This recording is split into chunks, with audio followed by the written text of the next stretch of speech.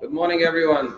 The whole world is talking about the coronavirus. Sometimes people talk about things in different countries, but this is now a global issue. So the whole world is talking about the coronavirus. So there must be a very important lesson we can learn from the coronavirus. So we know that human contact is so essential for life. We all need to have human contact. It doesn't only mean physical human contact, emotional contact, intellectual contact. That's the essence of life. Without relationships, we can't really survive. At the same time that human contact can be the most beneficial thing for a human being, now we see with the coronavirus, people are afraid to have human contact. People don't want to touch each other, they want to shake hands, they're wearing masks. So here we see that contact could be positive or negative.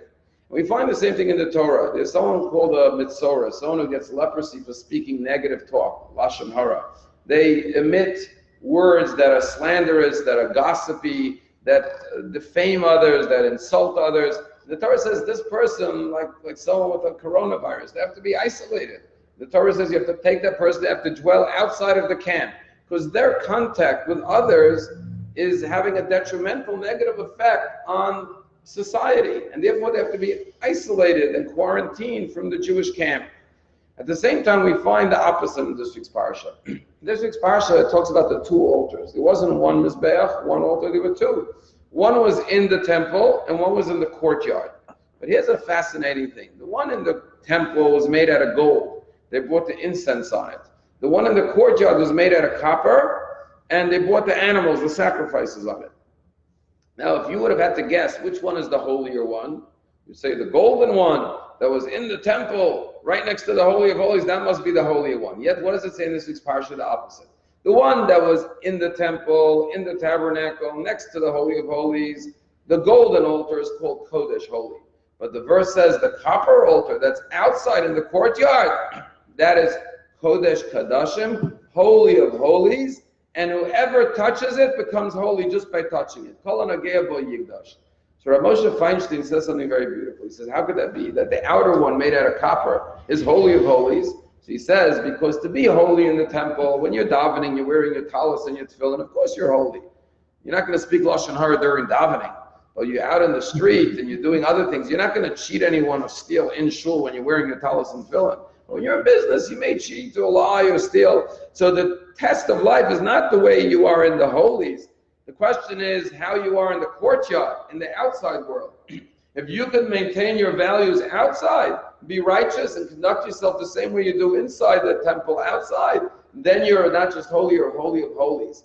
And what's the litmus test? Says Rav Moshe Feinstein, Kol hanagea bo yigdash. Whoever touches you, whoever comes into contact, becomes holy because of their contact with you. When you rub off on others, right? When your holiness, when your goodness inspires others just by coming into contact. Every day we come into contact with hundreds of people. Do we create that contact to pass on something negative like the coronavirus, God forbid?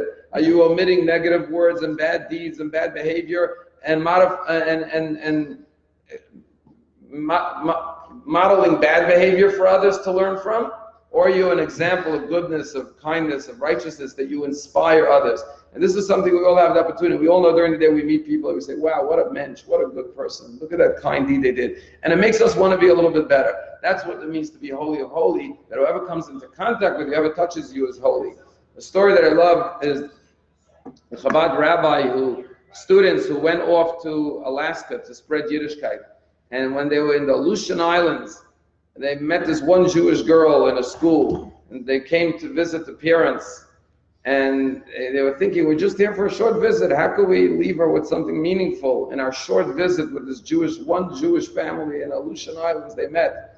So one of the young rabbis said to the girl, listen, you know, the earliest time zone is out in Australia, New Zealand.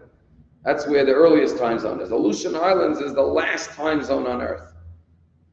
So he said every Friday night, Jewish girls light Shabbos candles around the world. It starts in New Zealand, the first ones to greet Shabbat, the earliest time zone, and then all over the globe, Shabbos candles are being lit all over the globe. When it comes to the Aleutian Islands, the last time zone, when you, the one Jewish girl here in the Aleutian Islands, lights your Shabbos candles, now Shabbos has entered into the whole world.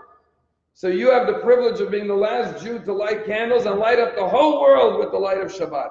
The girl was so excited. Many months later, the mother of this girl wrote to the rabbis back in New York and said, I want to tell you something. Last week, I forgot to light the Shabbos candles.